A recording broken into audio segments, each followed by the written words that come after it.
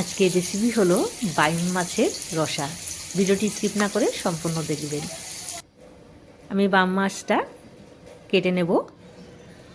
মাছ কেটে ধুয়ে নিয়েছি। এবার হলুদ আর লবণ খুব ভালোভাবে মাছে মেখে নিতে হবে।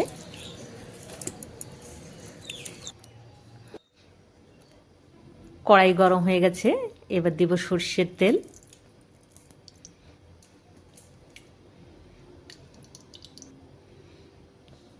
এক এক করে মাছগুলো দিয়ে দেবো।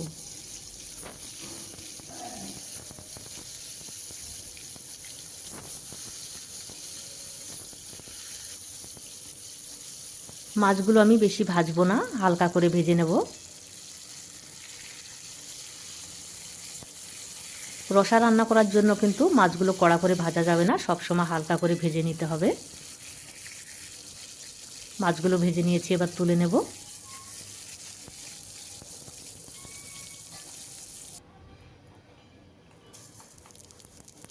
এবার দিয়ে দিচ্ছি কয়েকটা গোটা জিরে আর কুচনো একটা পেঁয়াজ, দু টুকরো দারচিনি আর দুটো এলাচ। পেঁয়াজগুলো খুব ভালোভাবে একদম লালচে করে ভেজে নিতে হবে,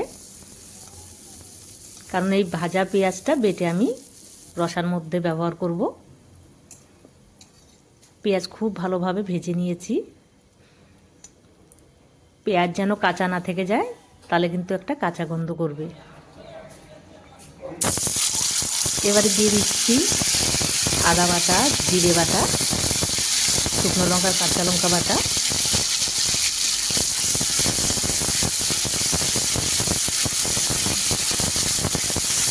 আমার তেলের পরিমাণটা একটু বেশি হয়ে গেছে, আপনারা কমিয়ে দিতে পারেন। একটা কুচনো টমেটো। মশলা খুব ভালো করে কষিয়ে নিতে হবে।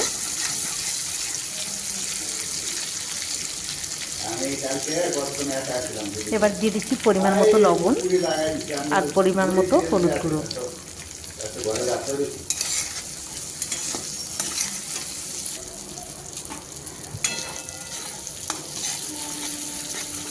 মশলা কষানো হয়ে গেছে, এবার ঝোলের জন্য দিয়ে দেব পরিমাণ মতো জল। যেহেতু মাছটা আমি অল্প ভেজেছি, তার জন্য কিন্তু একটু ঝোলের পরিমাণটা বেশি দিতে হবে।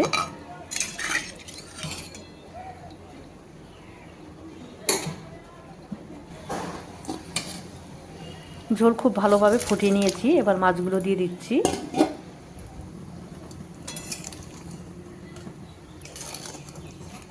মাছগুলো দেওয়ার পর ঝোল আমি আরও প্রায় 10 মিনিটের মতো ফুটিয়ে নেব।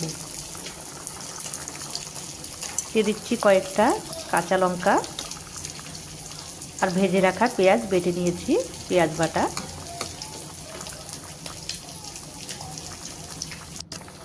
এই পেঁয়াজ বাটাটা দিলে কিন্তু রসার টেস্টটা দ্বিগুণ হয়ে যায়। আপনারা অবশ্যই পেঁয়াজ বাটাটা ব্যবহার করবেন যারা পেঁয়াজ খান।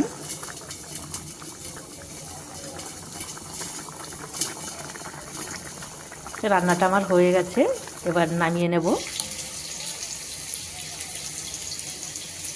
দেখুন গ্রেভিটা কত সুন্দর হয়েছে। আপনারা অবশ্য বাড়িতে এইভাবে একবার ট্রাই করবেন।